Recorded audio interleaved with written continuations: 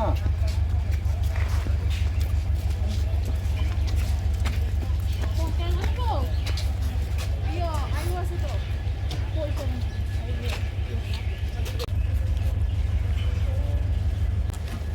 আটজনের বেশি জায়গা করান যাইত না, ঠিক না দেখে আটজন দাসবাবু কৃষ্ণা দিনা বলে তো না নিও কি জানো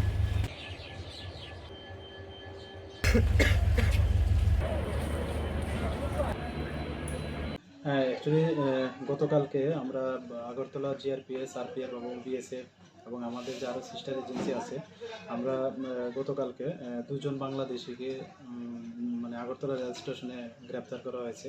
তো একজনের নাম হলো আফজল শেখ, আরেকজন ওনার স্ত্রী বলছে লামিয়া আক্তার। তারা ফিরোজপুর জেলার বাংলাদেশে অন্তর্গত। তারা অ্যাকচুয়ালি অবৈধভাবে বর্ডার ক্রস করে এসছে এবং তারা বলেছে কলকাতা যাবে। তো এই সুবাদে গতকালকে আমরা মানে ওনাদের এগেনস্টে একটা মামলা নিয়েছি, যার মধ্যে আমাদের যে নতুন অ্যাক্ট আছে বিএনএস, আইপিপি অ্যাক্ট এবং ফরেনার অ্যাক্ট আছে। তো আজকে আমরা তাদের মহামান্য আদালতে প্রেরণ করছি। সিমিলারলি গতকালকে আরেকটা আমাদের আগরতলা জিআরপি থানাতে এনডিপিএস কেস নেওয়া হয়েছে এবং এটার মধ্যে আমরা জয়েন্টলি অপারেশন করেছি আগরতলা আরপিএফ এবং আগরতলা জিআরপিএফ। তো ওনার নাম জিজ্ঞেস করবো রাহুল দাস।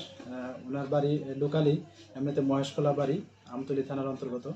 তো উনি অ্যাকচুয়ালি এই যে বাইরের দূরপাল্লার যে ট্রেনগুলি আছে, বিশেষ করে কুয়া, দেওঘর বা এলটিটি যেগুলি মুম্বাই যা, এগুলি মানে যখন পিটিং হয়, এগুলি মানে যখন আসার পর এগুলি সাফাই হয়, তো ওই সময় সে ওই গাঁজা মানে 10 কেজি 12 কেজি এরকম করে ফিট করে দেয় আর কি। তার কাজ হতটুকু। আমরা অনেকদিন ধরে এই খবরটা ছিল।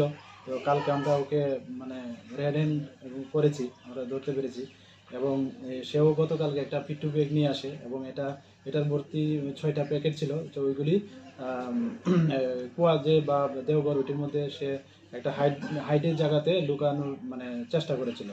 তো আমরা ওইগুলি ওজন করে দেখলাম 12 কেজি 400 গ্রামের মতো হয় ওইগুলি ওজন। তো আমরা গতকালকে আগরতলা জিআরপি থানাতে ওনার এগেনস্টে একটা এনডিপিএস মামলা নেওয়া হয়েছে। তো আজকে আমরা ওনাকেও মহামান্য আদালতে প্রেরণ করছি এবং জুডিশিয়াল রিমান্ড চাচ্ছি, যাতে আরও ইন্টারোগেশন করা যায় এবং আশা করি ওর থেকে আরও অনেক কিছু বেরিয়ে আসবে, কে বা কারা ওর সঙ্গে যুক্ত আছে এবং যারা যুক্ত আছে আমরা অবশ্যই তাদের এগেনস্টে লফুল অ্যাকশন নেব। তো আর যা বললেন বাজার মূল্য, যে ডেস্টিনেশন মূল্য, মানে ওইগুলি বহিরাজ্যে প্রায় এই গাঁজাগুলির মূল্য মানে প্রায় 1.5 লাখ টাকার আশেপাশে হতে পারে এখনের বাজারে আর কি, তার থেকে যা জানা যাবে।